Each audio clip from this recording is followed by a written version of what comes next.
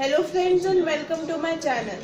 मैं हूं देवांश सक्सेना और आज हम लोग क्लास 7 की मैथ्स का चैप्टर इंटीजर्स पढ़ेंगे और इस वीडियो में हम लोग क्वेश्चन नंबर 5 पढ़ेंगे एक्सरसाइज 1.3 का। लास्ट वीडियो में हमने क्वेश्चन नंबर 4 पढ़ा था एंड सम टेक्निकल इश्यूज के कारण हम लोग आगे नहीं बना पाए थे वीडियो, इसलिए आज हम लोग क्वेश्चन नंबर 5 से कंटिन्यू करेंगे। Okay, so question number 5 says that find the product using suitable properties। तो वो हमें प्रॉपर्टीज यूज करके इनका प्रोडक्ट निकालना है। सो सबसे फर्स्ट है 26 इंटू -48 प्लस -48 इंटू -36। तो हम लोग इधर देख सकते हैं कि -48 इधर कॉमन है, तो इसलिए कॉमन को हम लोग बाहर निकाल लेते हैं। So -48 into 26 plus -36। Okay, I hope ये क्लियर होगा। अब ये हम लोग देख सकते हैं this is distributive property.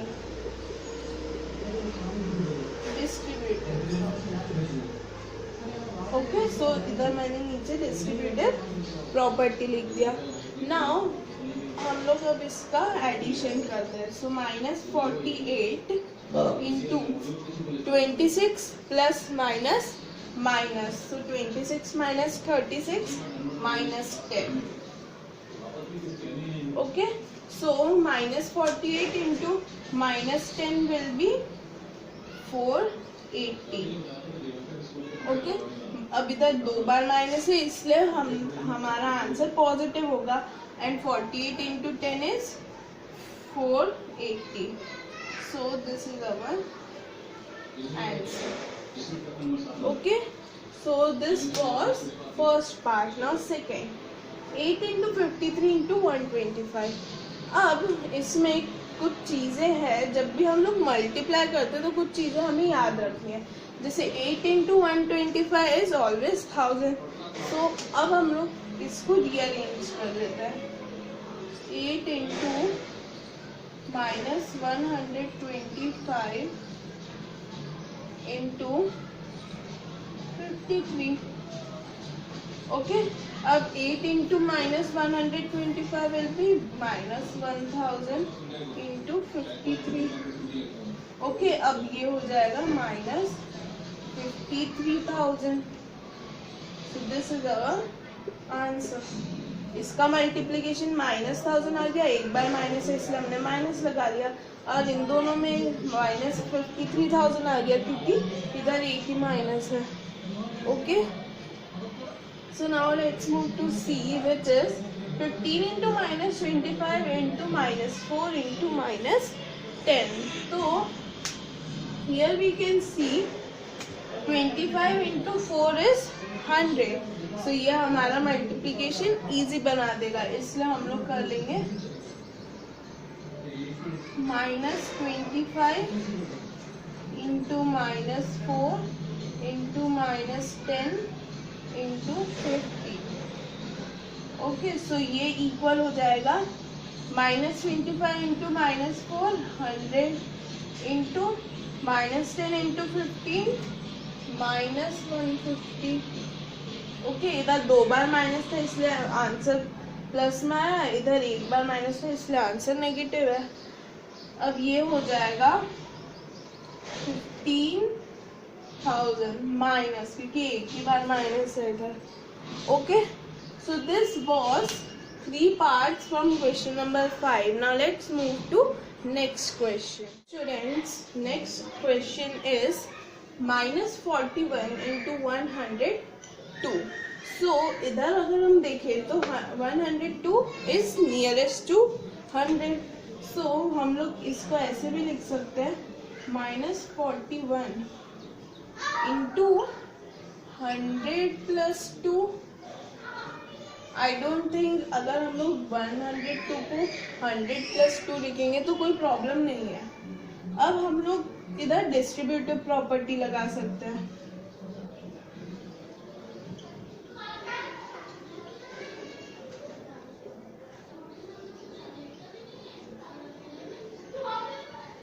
Distributive property use करेंगे। सो -41 into 100 -4100 plus -41 into 2 -82। Okay, so अब हम लोग इसको ऐड कर लेंगे तो plus minus minus, so -4100 minus 82। So this will B 440 minus कर रहे हैं तो ये हो जाएगा 4182 minus, okay, -4100 minus 82 will be -4182. So this is the answer. He says that 625 into -35 plus -625 into 65. अब इसमें दोनों कॉमन है 625, लेकिन this is negative and this is positive, तो हम लोग क्या करेंगे 625 इंटू -35 प्लस 625 इंटू -1। अगर हम लोग 625 को -1 में मल्टीप्लाई करेंगे तो हमें यही मिलेगा। तो मैंने इसको इसमें एक्सपांड कर दिया, ओके, इंटू 65। तो अब इधर कॉमन हम लोग 625 ले लेते हैं, ओके, ये ले लिया, ब्रैकेट में हमने ले लिया -35, ओके, -35 प्लस, अब 65 इंटू -1 हो सकता है क्योंकि ये दोनों मल्टीप्लीकेशन में है, सो ये भी हो गया हमारा -65, ओके। सो ये हमारा distributive property again.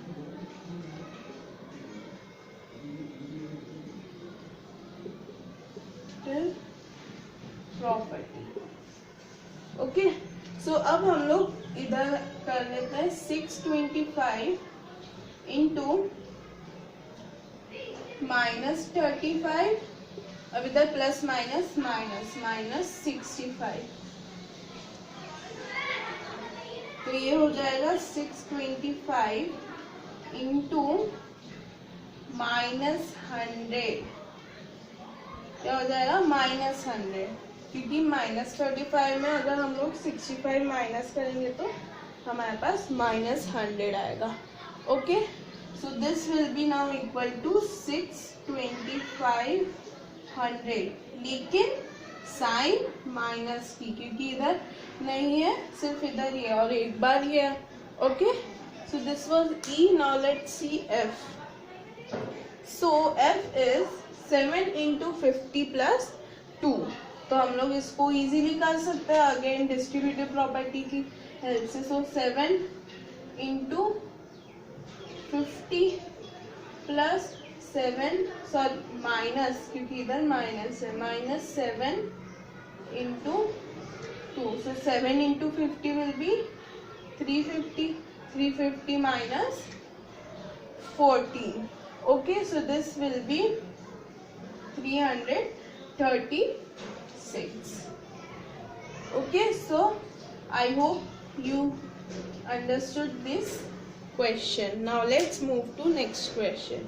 So the next question says that -17 into -29, तो इधर हम लोग देख सकते हैं कि -29 को I can write as -30 plus 1. I don't think any problem is there, okay. So हम लोग क्या करेंगे, हम लोग यही करेंगे -17 इंटू -30 प्लस 1, ओके। सो इधर अब हम लोग डिस्ट्रीब्यूटिव प्रॉपर्टी यूज कर सकते हैं। सो -17 इंटू 30, 5 10, अब minus minus plus, plus -17 into 1 minus 17. So this will be 493 plus minus हो जाएगा, तो चलो लिख देते हैं 510 minus 17 will be 493. Okay, so this was G. Let's move to H. So H says that minus 57 into minus 19 into 57. So I can write this as minus 57 into minus 19 plus 57 into 1. This will be equal 57 into 1. So ये तो हो गया. अब अभी भी इन दोनों को अगर हम लोग कॉमन निकालना चाहते हैं तो ये माइनस है, तो मैं क्या कर दूंगा, माइनस 57 को इंटू 1 कर दूंगा, फिर उसको भी मल्टीप्लाई कर दूंगा माइनस 19 से और प्लस कर दूंगा 57 into 1. This will B equal. तो अब हम लोग अगर 57 into minus 1, okay, this thing आपको दिमाग में रखनी है. अगर माइनस को अगर हम सेपरेट कर रहे हैं तो 1 में हमेशा हमें माइनस लगाना है.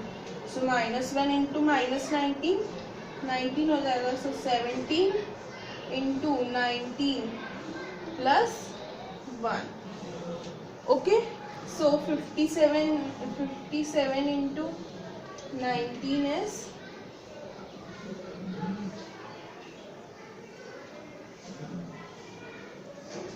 45 plus 6 51. Now this will be 7 57 3 8 1083. Okay, so 1083 plus 57 into 1 57. So this will be 1140.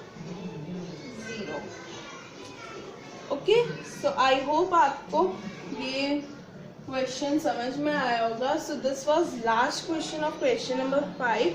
Now let's move to question number 6. Question number 6 says a certain freezing process requires that room temperature be lowered from 40 degrees at the rate of 5 degrees every hour. मतलब एक जगह का एक room का temperature है 40 degrees. Okay, मतलब जहाँ पर भी ये फ्रीजिंग प्रोसेस हो रही है वहाँ का रूम टेम्परेचर है 40 डिग्रीज. अब उसको हमें लोअर करना है कितना, 5 डिग्रीज एवरी आवर. मतलब हर आवर 5 डिग्री कम होता जाएगा.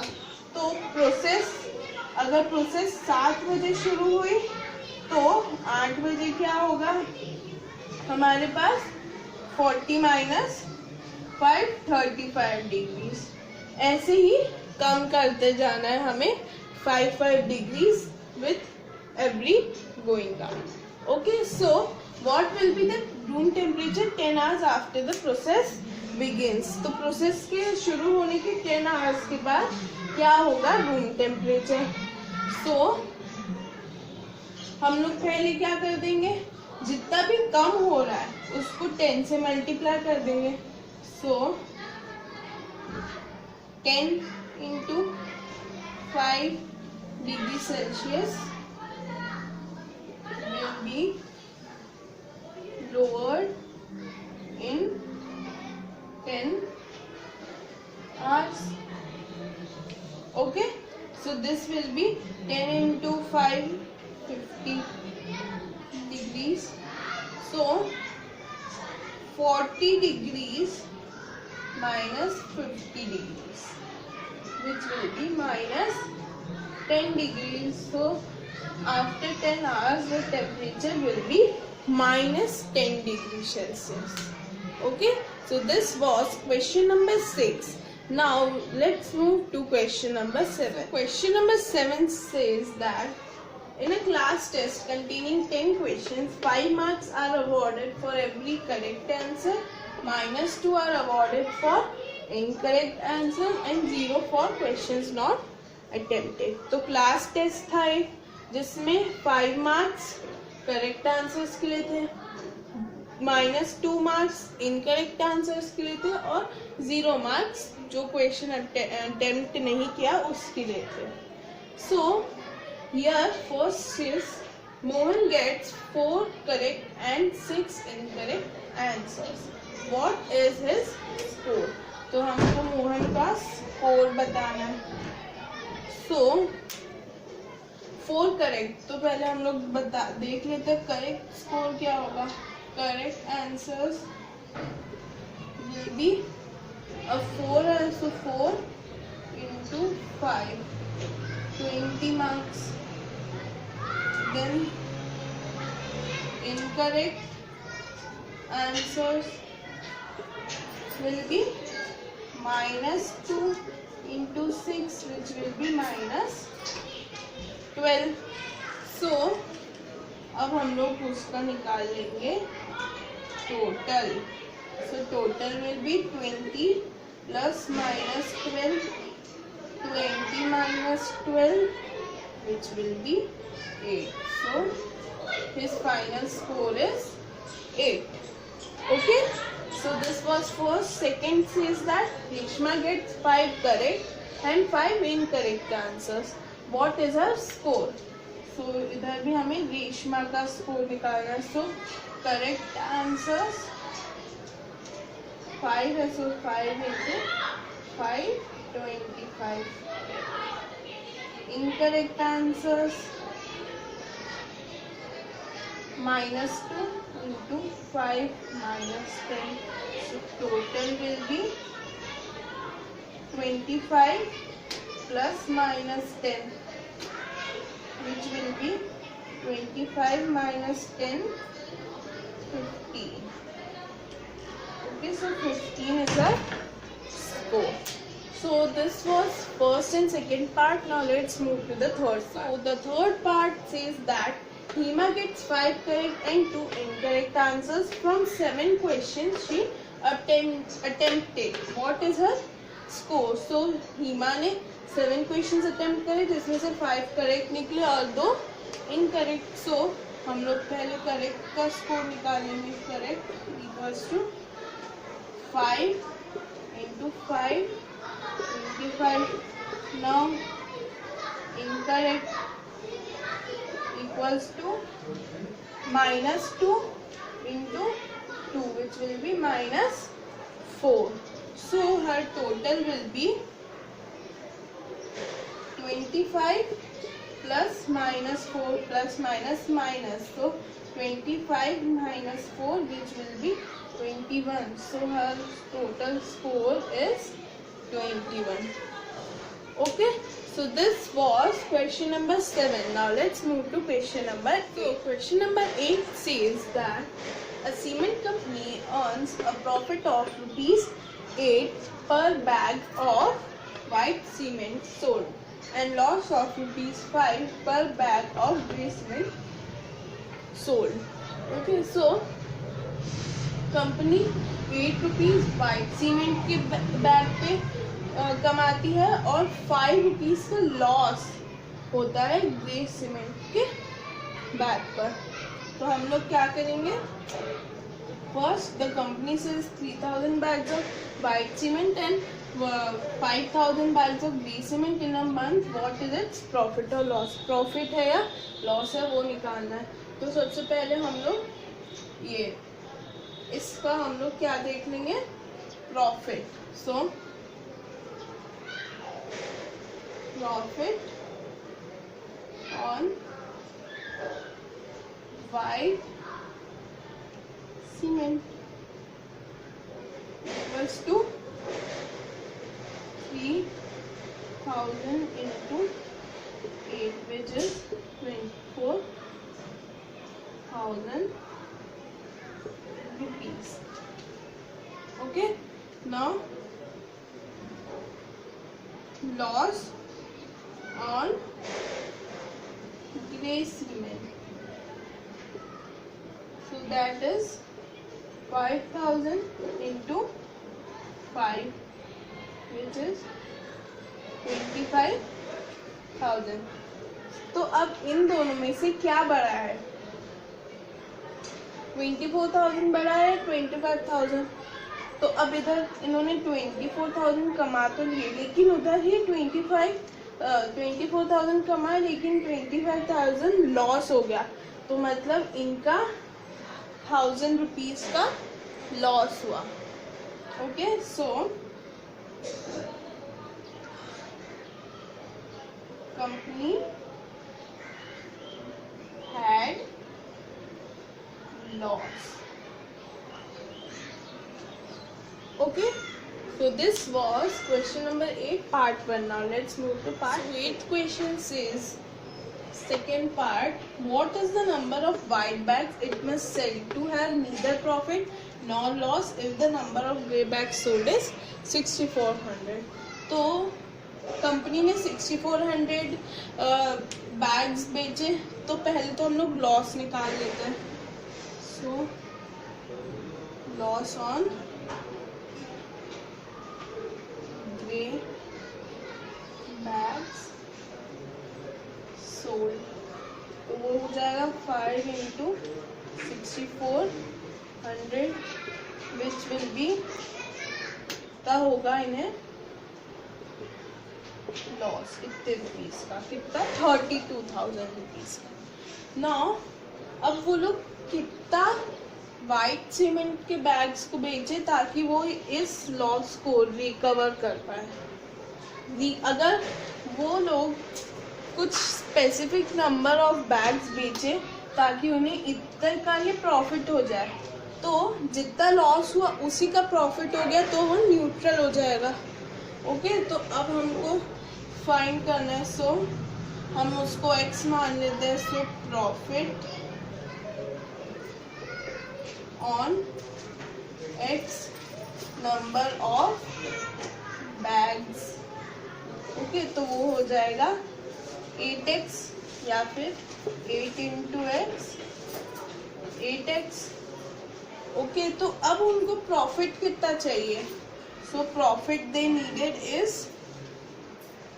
3 to 32,000। तो ये हो जाएगा 8x। तो 8 को इधर ले आता है, 32,000 upon 8। So this will be 4,000 equals to x. मतलब they need to sell 4,000 bags of white cement so that there is neither profit nor loss. Okay, so this was 8th question. Now let's move to the 9th question. Question number 9 says that replace the blank with an integer to make the statement true. तो इस statement को true बनाने के लिए हमें इसे इन blanks को integer से रिप्लेस करना होगा। सो फर्स्ट है -3 इंटू डैश इक्वल्स टू 27। तो अब हम लोग इधर पहले तो देख सकते हैं, पहले हम लोग देख लेते हैं कि 3 में हम क्या मल्टीप्लाई करेंगे तो 27 आएगा। सो 3 into 9 is 27। अब इधर प्लस है, लेकिन इधर एक ही बार माइनस है, तो फाइनल आंसर माइनस आना चाहिए, लेकिन इधर पॉजिटिव में है, इसलिए हम लोग इधर भी माइनस लगा देंगे। सो माइनस माइनस प्लस हो जाएगा। ओके, सो इधर 5 into what equals to -35। सो हम लोग इसे क्या करें, 5 में मल्टीप्लाई की -35 आए, तो 5 में अगर हम 7 का मल्टीप्लाई करेंगे तो 35 आएगा। अब इधर माइनस चाहिए, तो इधर माइनस नहीं है, तो इधर हम लोग कोई भी चेंज कर सकते हैं, तो इधर हमने माइनस लगा दिया। ओके, क्योंकि ये तो फिक्स्ड है, ये हम लोगों को बताना है, तो ये -7 हो गया। Okay, so here dash equals to -8 into -56। तो 8 में हम क्या मल्टीप्लाई करेंगे तो 56 आएगा 7। अब इधर मैं माइनस नहीं लगाऊंगा, क्यों? क्योंकि इधर माइनस है, मतलब कि इधर सिर्फ एक ही बार माइनस होना चाहिए और वो एक बार है। ओके, अगर मैं इधर भी माइनस लगा दूंगा तो वो प्लस में हो जाएगा। अब डैश इंटू -12 इक्वल्स टू 132, तो 12 में मैं क्या मल्टीप्लाई करूँ तो 132 है 11। अब इसे हमें प्लस में लाना है, तो हमें ये पता है कि जब भी हमें प्लस में लाना हो तो या तो इन दोनों में माइनस होना चाहिए या दोनों में प्लस होना चाहिए। तो दोनों में माइनस नहीं है, सिर्फ एक ही में माइनस है, तो हम लोग दूसरे में भी एक माइनस लगा देते हैं। Okay, so this was question number 9 from exercise 1.3. This was the last question. In next video I will be coming with question number 1 of exercise 1.4. Till that stay connected with us, और इस chapter के notes आपको description में दी गई link से मिल जाएंगे। Thank you very much.